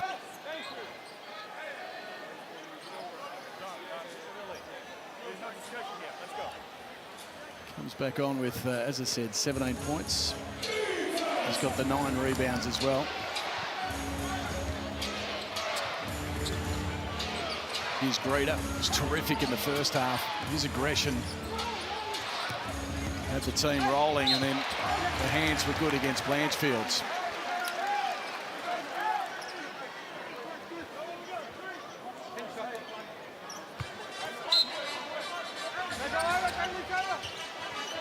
They'll go to their big man now. Pass inside, good, and under pressure, the score goes down. That's the way to play. And McGee runs down the other end of the court, saves his energy. Tyler Harvey goes to the line to add to the 2-pointer. He knows it's going in. Yeah, that's right. He said, you know what, I'll meet you down the other end, guys. Don't even worry about it. It's Tyler Harvey. I want to know which teammate has the courage to say, hey, mate, just come up here for the rebound just in case. Right. And then when Tyler swishes it, the look he would give him.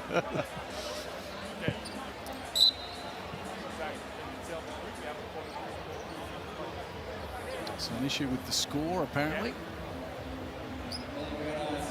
Just back to McGee waiting down the other end of the court. So on the scoreboard here, just for those watching at home, on the scoreboard inside the arena, it's 64-53. On our scoreboard, it's 67-55. So we're just sorting it out at the moment. We'll go through the scorers for you as long as our board is right here. Joe Luala with 16, he leads the way for the Perth Wildcats. Windler has been terrific, 15 and 10 rebounds. No, 11 rebounds for Dylan Windler, 14 for Christian Doolittle, and 10 for Mason Jones. And on the other side of it, 17 for McGee, 19 for Tyler Harvey, and then 8 is the next best. He missed the free throw. And he missed it. He missed it. He missed it. I was about to say I'm going to pick up that mentality when Amy Atwell's at the free throw line. Another shot won't go for the Perth Wildcats. Here's Blanchfield. Harvey up against JLA. Little hook shot, not good in the ends. Windler gets it in the hands of plus 40 man. I think it's more than plus 40. Yeah, probably would be. Gone up. He's got a calming presence out there. Yeah, he definitely does. Takes care of the ball and gets them into their stuff. Windler, Jones, another 3-ball. That one short. Lots of wrestling going on. And Joe Luala is called for that foul. So 12 points is the margin. The score on your screen is correct, I'm told, 67-55. Still inside the venue. It is WA, wait a while, so we're just waiting for that score to catch up. Oh, yeah. 64-53. 2-hour delay or something like That's that, right? So down the other end of the court goes Todd Blanchfield. So Costly crucial foul there. Costly foul by JLA. Great box out by Toddy Blanchfield. JLA was fighting to try and get an O-board, but instead called for the foul, and the Hawks are in the bonus. That one rattled around. Gee, their shooting in this third quarter has been really disappointing. They started on fire. What did you say it was, 3-point line in the first quarter? 83.3 in the first quarter. The NBA NBL fan zone is free for all basketball fans. Right outside Laver Arena, Bounce Nation is the heartbeat of the fan experience, the vibrant hub celebrating basketball culture, style and community. For the world-famous Harlem Globetrotters, scan the QR code, nbl.com.au NBA for more details. So a chance here for the Hawks just to get it inside double figures, give themselves a little bit of confidence. This man might be able to instill it. No. A miss. And a possession game here for the Perth Wildcats. Doolittle will be in control. Jones been terrific in this third term. Screen set for him. Nearly nestled into the three-point shot. And then reaching in there was Bales. He called for the foul, or maybe Greedo. Not sure if you saw that. This is the one. In that last possession, the defense morphed into a zone. So the Wildcats had set up like they were just going to go one-on-one or send someone out into an on-ball screen.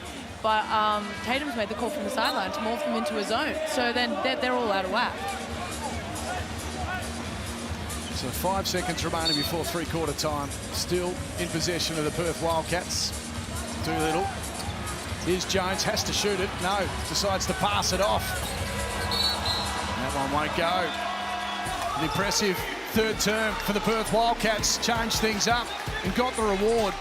They're leading the way with 1 quarter to play, 67-56.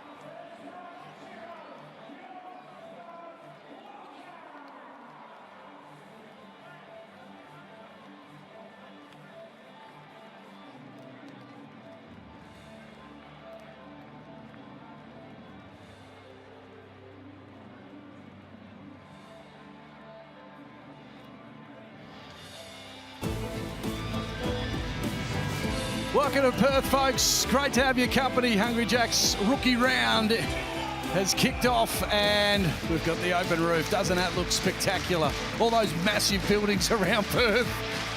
So many of them. And we're excited that's when you compare it to Melbourne and Sydney. Don't take a dig at P City. Come on now. The old little country town over here. All right, we're underway. Just an update for you. Jaron really now a plus 24 in this game. He was a plus 21 in his debut game. Here's Henschel. Stops, props, and drops the 2. Just giving us a reminder of what Benny Henschel is capable of. But back to Jaron, really, you could say, oh, maybe it's purely by coincidence. He happened to be out there for 2 big runs of the Wildcats. No, he's been an influence out there with quick hands at the defensive end and basketball smarts at the offensive end. There's the big man, McGee, working well underneath the hoop. He's keeping his team in this, so still plenty of time on the clock. And if they can get Harvey and Blanchfield, McGee continuing to play his way as Jesse Wagstaff loves a free ball. It's that 2-3 zone. Yeah. I don't think they really understood that Jesse Wagstaff has played 17 seasons, made a living out of making threes. We see a tech foul. So the blocking foul was on Jesse Wagstaff. Have a look here on the Amy replay. Didn't get in position enough as Harvey ran into him. And then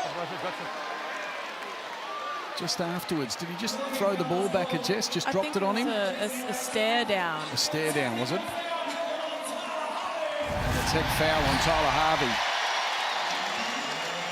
So Jones goes to the line.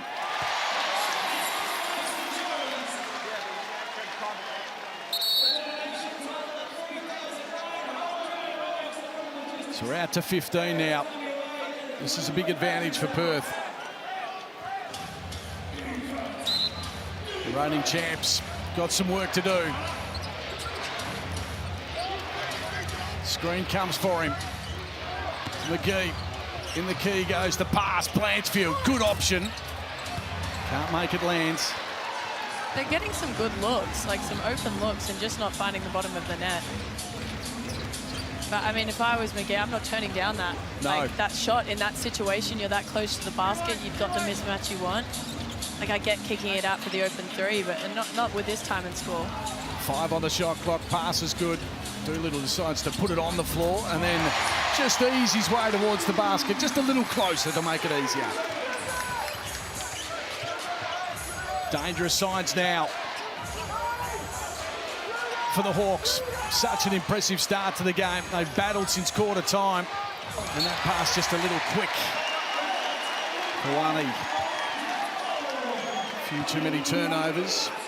Defence has maybe stepped up a touch from the Perth Wildcats. Their defence over the last couple of years has been horrific. Tell us what you really think. Well, it has been. Yeah, ever since Damo retired. Yeah, that's right. Don't worry, he tells us all the time. Henschel looks inside. Wagstaff being productive off the bench. That shot won't go. Oh, look at McKee says, I want the rebound, mate. Get out of my way. He's out of breath. Swanee's still on the ground. McLaughlin drew the foul on Mason Jones. So we might have a look on the Amy replay just prior to with the incident with Wagstaff and Harvey. So here's Harvey, blocking foul on Wagstaff. And then he just throws the ball on him. Is that worthy of a tech? It wasn't an aggressive throw. He just dribbled it onto him. Jesse thought so. Did you see how happy Jesse he was pretty happy with the work afterwards. We got a double fist bump out of Jesse. That was a roller coaster of emotions. He was upset that he didn't get the charge, but as soon as he saw the tech called, all of a sudden a big smile on Wagstaff, who's out there. He's just gone to the bench now, but he's got the elbow sleeve there. New look for the season. Open roof game here in Perth. If he keeps with the aggressive double fist bump, he'll have to go with the double elbows. Two of them. Bit of swag for the win. And McLaughlin scores the first. He's got 6 points to his name so far in the game. And gets the second. Adds another one.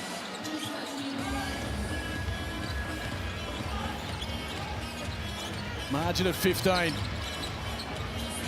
They're sticking around. Harry Froling getting a bit of a run too in this game. Henschel taking it to the hoop and taking on Harry. Good two from the youngster. Here's McLaughlin, being proactive around the top of the key. That one can't go, and Lat Mayan leaping into the air. Here's Jones. They do a little step back here. He likes the little crossover and step back. No, he's going to force his way inside the key. Sends it out. A little short from Illawarra. Leaving Harry Froling open is dangerous because Froling is a good three-point shooter for a big man. Yeah, he's known for his shooting ability, especially as a big man in a pick and pop situation. That was a great find. For a big man, he's just under 40% from three-point land as Illawarra continues to add to his tally. He's been great going off the dribble. That was not an easy finish. He's got the 18 points.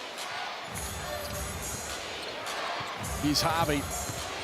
Maybe a couple of back-to-back threes from him, or maybe even McLaughlin.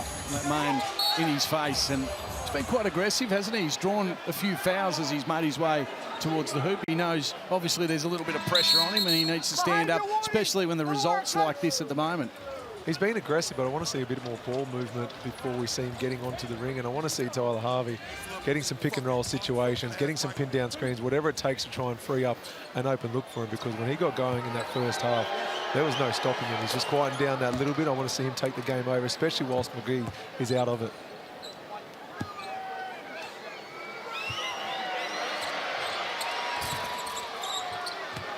Two of them drop in for McLaughlin. 14 points, edging closer slowly. The time continues to tick. As Jones receives it. There's the step back, and the shot a little firm. Trying to keep it in play, doing a good job was Aquera. And Wildcats read it well. He's very keen to take on Harry Froling, and there's a bit of body contact there. He'll be called for the foul. Great job by David Aquera. Back-to-back possessions, getting offensive rebounds for his teammates. I don't know if he gets a stat for that tip out. So 79-65 is the score. Doolittle is coming. And a tech foul as well on the bench, was it, Damo? Yeah, tech foul to Tatum. He had a warning about 1 minute ago, and the referees have followed through. Annalie, it starts October 18. Yes, it does. WNBL. Are you ready to go? Oh, I'm always ready to go. Are you? Are you fit? Are you fully fit? I'm always fit. Injury-free? I'm always fit. Maybe not always. How many rebounds? What's your best so far? Career high rebounds? In the WNBL? Yeah. 26, I think. 26. So NBL 1? A 32. Can you get a 30? Under 18s, 44. Hey, we've got a few Lynx players. Tell us a little bit about a few of your teammates here in attendance. We've got Amy Atwell sitting over there with Ali Wilson, both Olympians. Have we found out about the new recruit yet? I'm import? not allowed to say anything. Ryan's probably listening in, hoping that I don't say anything stupid. Text me, Ryan. Live. Text me, Ryan. Let me know. We can break some news. 81-65. Make sure you enjoy all the WNBL action. It's going to be a lot of fun this season, starting very soon. Here's Harvey into the corner. Needs this to go. He was off balance. The pressure was good. It will still stay alive for the Hawks. That's the pick and roll I actually don't mind between Harry Froling and Tyler Harvey, because where are you can't overhelp, because then you'll hit the pick and pop big. So Harvey will actually have more space to go to work, because the big isn't going to be able to hang around too long. So we might have a timeout here. 81-65 is the score. 5.5 to go. Tangerine timeouts. And it's been an impressive 2.5 quarters from the Perth Wildcats. The first term not so good, but I think that was purely just the pressure from Illawarra. Yeah, I thought Illawarra defensively was simply brilliant, and it took the Wildcats an adjustment period. But you can play ugly basketball but stay in the game and just find a way to figure out the opposition, then you're always a chance of doing something special, and that's what the Wildcats have done. So that margin looking pretty handy. As I said, Annalie, these two teams were the highest scoring teams last season. Do you think their roster changes will make them a little less productive offensively but better defensively?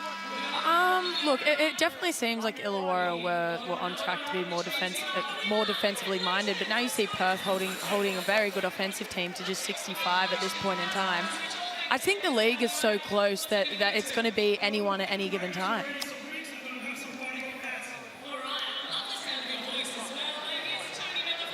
$16 points the margin here in Perth. Illawarra with a little bit of work to do. 5.5 remaining in this game. Their first quarter was just simply superb. Their defence, Damo, would have made you look like an ammo, I think. Greeter was throwing himself at everything. Bales was terrific. Their pressure around the basket, superb. Wani, McGee, you name it. I think everyone bought into their assignment at the defensive end, and for whatever reason, maybe because the Wildcats started scoring a little bit easier as the game went on, in my opinion, the Hawks' intensity started to drop off from their pick-up points through to their help defense. As we see them ramp it up now, this is the first time I've seen them pick up full court in the second half. Let's see if it results in a stop. That's an offensive foul. A little push off from Mason Jones. So is that mindset? Is that a change in mindset, or is it a change from the Wildcats? What's changed that? A combination. It's hard to ask a team to be able to play with that level of intensity for 40 minutes. And other teams do start to figure you out, do start to pick the gaps, which the Wildcats did. But it's also a time to increase it at times, which we just saw then, which resulted in a stop. And let's see if they can finish with 3, but not quite. On the outlet, JLA taking it to the hoop. He gets fouled. Kels, courtside, what do you got for us? Well, Damian Martin, you might know a thing or two. That was all Justin Tatum said in that timeout. It's all about the defense. He reckons they've been slack on the defensive end, and that's what got them the lead in that first quarter. He said a few more expletives in there, and he said there is just no option than to not win this game. I've always liked Justin. Always liked him. Real quick, what privilege it is to have your 5-man running down the lane like that in JLA, and he's able to catch a pass from behind his head, put it on the floor, and make a play at the rim. Like, there's not very many 5-men in the league that are capable of doing such a thing. Legitimate 7-footer who scored 21 points, and the majority of those have been off the dribble. Here's Harvey. Oh, that was a big step back. Couldn't make it go. He'll get it back into his hands. He'll edge his way around. No foul in the end. Bolton couldn't finish the play. Looks like McGee's done for the day as well. He's sitting down, so they'll just look after him. Had that fall and hit on the knee. Don't think it's too bad, but with the score at the moment, 83-67, got to look after him. Into the corner. That's a ripping pass. And Doolittle couldn't make it go. Passing into the corner, Wani has had a good night shooting. He's He's so into reliable. double figures of 11. Yeah, talking about his defensive ability, but offensively, like, you know what you're going to get. He can rip the ball on the rim, but having him shoot like that and space the floor, it's pretty awesome. Here's Jones. Passes inside to Doolittle. And a team performance from the Perth Wildcats. And Harvey will grab hold of the ball. So 21 to Illawarra, 16 to Doolittle, 15 to Winley. He's been a little quieter in this second half after starring in the first half, and Damo's a little frustrated because Harvey, that usually goes down. Yeah, they're working so hard to get stops. They deserve to be rewarded there, and that's one, like you said, that would normally go down. That would have made it even more interesting. Would have been an 11-point margin, with just under 4 to go. They're still around, aren't they? Oh, they just need like two back-to-back threes or a couple of, little defensive stops. There's still life in the game. Tangerine timeout. Some Tyler Harvey magic. Yeah. That's what they need. Yep. Let's take a look at Joe Luala-Chul's performance so far in this game. He's been a star for the Cats. What a recruit he's been. They lost Bryce Cotton in the off-season and grabbed hold of this man, a local boy, 21 points already. He's been pretty destructive. And he didn't have it all his way to start the game. Missed a couple of threes, couldn't quite get it going against McGee, but credit to him, he stayed with it, he kept backing himself, he found ways to score within the system. And then the second half in particular, he's been the best player on the floor. It's an imposing presence of McGee. Maybe it was just in his head early, which just put him off his game a touch. Well, I think when you've got really quality opposition players, and it's the first time you're playing against them, it does take a bit of time to figure them out, to try and find if there's any weaknesses, to try and potentially exploit those. And JLA is a very crafty player. It may have just been a time where he's like, okay, I'm going to take this guy away from the ring a little bit and then try and take him off the dribble, and it worked at times. Yeah, love seeing him taking him off the dribble like that, knowing that that's where his advantage is putting the ball on the floor, using his length to get around him and that speed and athleticism that he does have. So they feel like they're still in it, which is good because McGee is coming back onto the court. Just felt like he was resting up down there, so it's 13 points, and this is the time to make their charge. Get a stop here and get a quick 2. Trim it inside double figures. And they'll get the home team a little nervous. We'll see what they can do. Doolittle to Pepper. Now Jones. Outside he goes. Luala-Chul into the corner. Mason Jones hesitated and nearly travelled as Luala-Chul spins around. Misses that one, and Pepper gets a really important boards. And a fumble from Doolittle. Here we go. Harvey from 3. Just a little short one. He did really well, trying to keep it to his team's advantage, and it just rolled out of court. That was the moment, wasn't it? That was the moment. there's very few players in the league that you're okay with them pulling up 1 on 2 in transition for a 3, but Tyler is one of them. A little bit of hesitancy too from Mason Jones. Just in the corner before. He just needs to shoot that ball, doesn't he? He was all on his own, had time. And once again, just a little ginger is the big man, the NBA champion.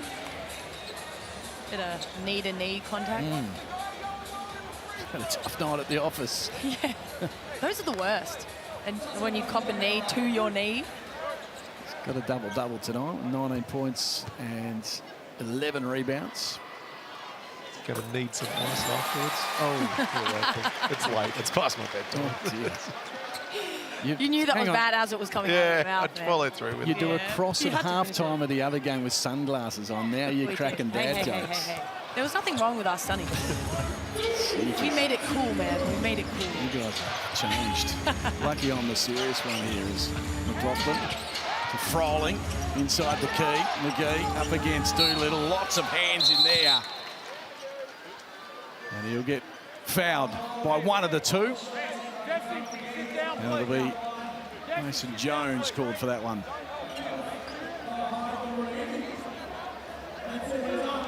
A little bit of foul trouble for Jones. He's on the 4 and Illawarra is on the 4.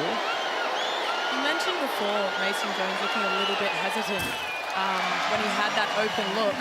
I mean, he's been good when he's aggressive. I think that hesitancy is where he gets into a little bit of trouble. So he's 33 from the field, Mason Jones. McGee will drop the second of the 2 shots. Under 3 minutes remaining here, RSC Arena. Jones with McLaughlin on him. Looks to work his way inside the key. Now runs into trouble and just hands it straight over. Froling on the break. Big man wants some help. Someone running past. Harvey's the man for him. Charges at the basket. And we'll look inside to the post. McGee will just run around and slap it in the hoop. Why does that look so easy? Here we go. Why does that look so easy for him? Still 11 points. Still game on. Pepper. They've stopped shooting and been a little hesitant, the Perth Wildcats. Got a little nervous in this game. Maybe Pepper can get them back on track, and he can. Where's your pun book about Hot Like Pepper? No, throwing them out. I'm a new man this year.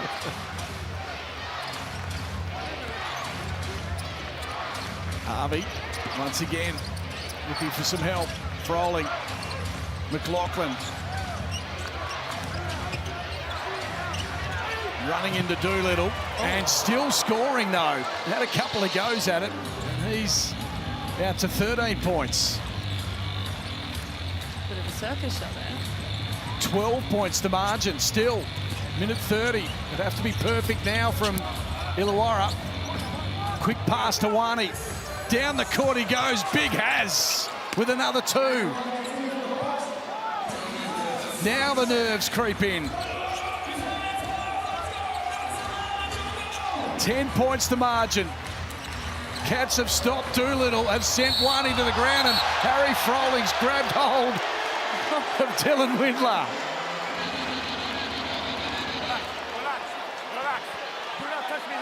They've got an unsportsmanlike here, but I want to see what happened in this on-ball screen because I don't think Froling was happy with the treatment that Wani got with the on-ball. No foul was called. Here's the Amy replay. We'll take a look. So you're saying this screen here. I don't think there's much in there. If Froling wasn't happy. It's a big one. I think that's just Doolittle setting a screen, if I'm being honest. He's a good screen setter, he's big body. Unfortunately, it's just a wrong place, wrong time, I feel. The roof is open, and we're enjoying a little bit of NBL action here in Perth. You've been a little surprised. Perth have just been under the pump over the past, well, this quarter in particular. I'm not sure we've seen Jaron really, and it sounds strange talking about it, but we haven't really seen a lot of him. And maybe they needed that little bit of composure that you were talking about. So what do we got here? They were reviewing the screen. They'll find that, and this, yeah, no, that's unsportsmanlike. That's unsportsmanlike on Froling. And the screen's A-OK. after a bit of a review. I mean, like I said, he's a good screen setter. I'd probably run into a screen set by him similarly. I'd end up on the ground. He's a big boy. Not you, Damo. You'd run straight through him. Don't worry about it. Oh, I'd still be on the ground as well. I know I got called for that sportsmanlike there, but it's great seeing Froling out there. It really is good seeing him back in the NBL where he belongs. Yeah, great story. It's been good in the minutes that he has played.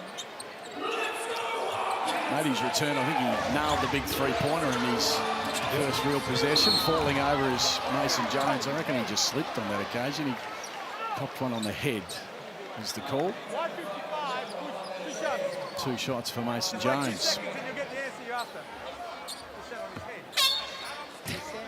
He said he sat on his head.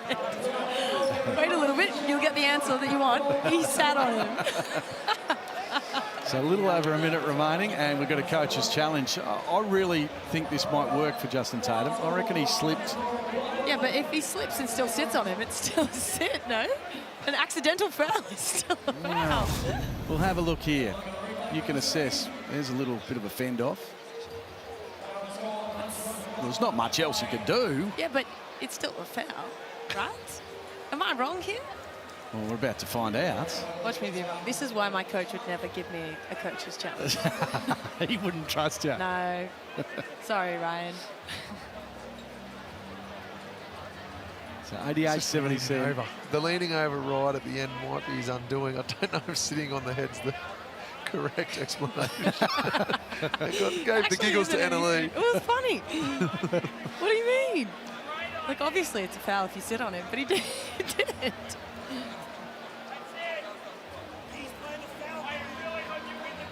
Oh, what do you reckon, Locke? Oh, I think he's well. I think the coach wins this. I think he's unlucky. Mason slipped. There's not much else McLaughlin can do there.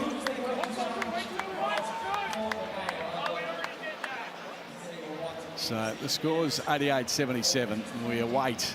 Do they play elevator music for this? That'd be nice. I think they, got some sort of track going. It's a very long delay. We're having a lot of looks at it.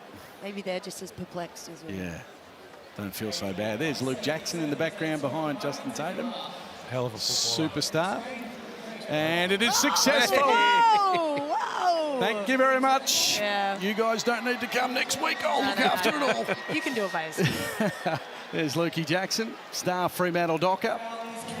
And the lady next door got the night goggles on. It's a bit sunny. Yeah. With the roof open. Hey, you're laughing at Annalee and I with them. You've set the trend. We're just trying to take care of our eyeballs here. The moon is shining so bright. The UVs, surely. All right, we're still in this game.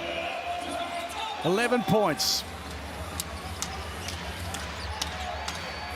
Mason Jones with Harvey all over him. Pepper. Oh, Wani jumped into it. Pepper. It did not matter. He's hot pepper now. There it is. I was waiting for it. Welcome back, Locke. Yeah. You haven't been the same. You haven't been the same. McLaughlin down the other end. The pressure came and McKee just slaps it back in the hoop. So once the Hawks get, this is a great shot, off balance and everything from Pepper. Once they get Davo Hickey back, they could just somehow speed up the recovery of Sam Froling. They'll be amongst it, don't you worry about that. But promising signs also for the Perth Wildcats. They're scoring 91 and they're keeping the opposition to 79, which is something I said before. Their defence wasn't good over the last couple of years. And they've recruited to improve that defence. And they've still got probably one of the best perimeter defenders in Sunday Depths yet to come. Yep. Back from recovery, so it'll be good to see him back on the floor after his return to his old team in the Perth Wildcats. But JaVale McKee, 24 points, 14 rebounds. He's put together a hell of a box score. He's 4 steals. Trying to keep it alive. One, he does well.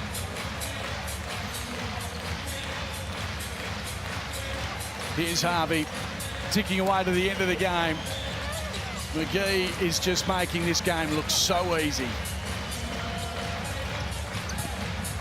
10 points to margin. Pepper to Doolittle. They'll get the important win, the Perth Wildcats. They'll be 2-1 to start the season. And of course, the defending champs, the Hawks, We'll start with 2 losses. Other winless teams so far, and it's only early, but Sydney Kings, New Zealand, they play Saturday, so one of those will win. So Hawks will be bottom 2, but as I say, we're only a couple of rounds in, so get a few of their star players back. Can't get over this 3-point percentage turnaround from the first half. Like, yes, the Hawks were shooting at 83.3, but by halftime it was still like 60 something, and now it's down to 32. So. And what's Perth? Because they were none of 9 to start the game. Now they're at 35.5, so it's not as bad as 0%. Yeah, but when you start at 0, yeah, it's a long way back. Can't really go into the negatives, can yeah, it? That's it. Can you shoot at a negative %? Well, the ball got pass. What? You said you tried? I tried. Little bank 3 by Wani. So Wani's got the 14 points. He's 80%. 4 or 5 from 3. Yeah, from the 3-point line. So 8 points that margin. Greeder comes on. McGee will sit down. Terrific game from him. 26 points and 14 rebounds. We've got an MVP contender, no doubt about that. Pass is a wild one from Mason Jones. Blanchfield from a long way out on the buzzer. The Cats will be winners. They had a sluggish start to the game, but turned it on after quarter time. 92-84, the final score. Leading the way on the scoreboard, Joe Luala-Chul with 22 points, 17 for Doolittle, 16 for Windler, 12 to Jones and 11 for Pepper, so a fair few in double figures. Good spread there, and 4 in double figures for the Hawks. 26 to McGee, 14 to Swakala-Bulik, 19 to Harvey, and 13 to McLaughlin. In the end, impressive from the Perth Wildcats because they were under the pump. Yeah, look, that first quarter was a different team to the last 3. So the way they turned it around with some different defensive sets and then also getting more people involved. Like you said, Dylan Windler, he really started it, and then you had JLA kind of step up. And then, of course, Doolittle, just ever so reliable. Just having so many different individuals step up when it mattered the most. As you see the skipper, Jesse Wagstaff, bringing them all in. He looks like a very happy man, very relieved. And then Mason Jones, the man who's gone to the hug. I thought we saw some quality minutes from Mason Jones, in particular in the second half. Hopefully he can build off that moving forward. Here's Kelsey courtside with Joe Luala-Chul. Yeah, JLA, our Foot Locker player of the game. A huge game from you in front of a huge crowd. You told me before the game that the team just needed to put together better patches. How did you think of that performance? Yeah, we took a step in the right direction. I think in the third quarter there, started at the back end of the second quarter, and then the third quarter, I think we did a great job, and then we didn't kind of let our foot get off the gas, so it was great. You told me also before the game that you think this team is the best team in the competition. Where do you think you sort of sit at the moment in regards to that? I think I have to believe that we're the best, but it's not about playing the best basketball now. It's about starting to string it together in the back end of it, but so far so good. You have so much depth in your team. There's one player that I really want to ask about, Jaron Riley. He was a plus 25 on the game tonight. Yeah. How have you seen his performances in the last 2 outings? Yeah, man, I love that kid. If you see him during the week, how much work he puts in, it's amazing for us. But then also you see Dante making a big step this year. Pepper coming off the bench, making some big shots. So I'm really proud of our young guys, but it's not a surprise if you see how hard they work during the week, and I'm super proud of them. Well, love the game from you tonight. Congratulations. Go and enjoy the win. Appreciate it. There he goes, the final margin. A good one for the Perth Wildcats. In the end, it was 8 points. The roof was open here in Perth. The Cats clawed their way to a victory. More to talk about in just a moment.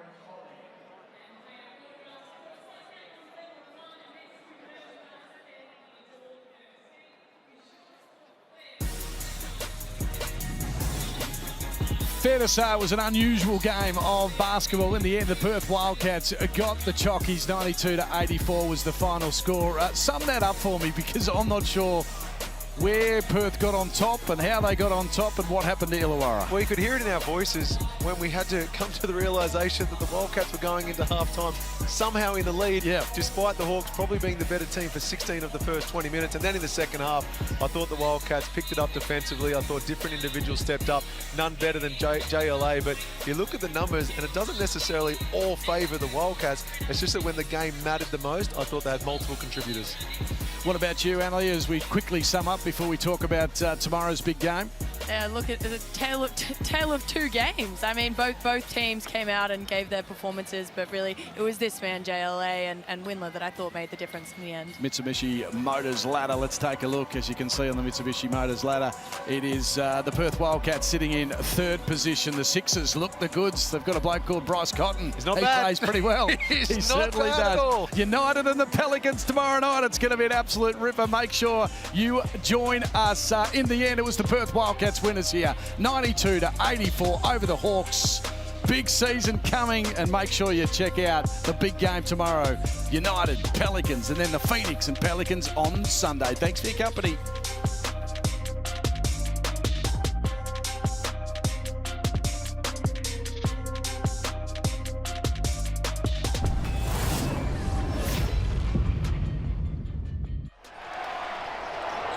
This program is brought to you by Hungry Jack's and Bunnings Warehouse.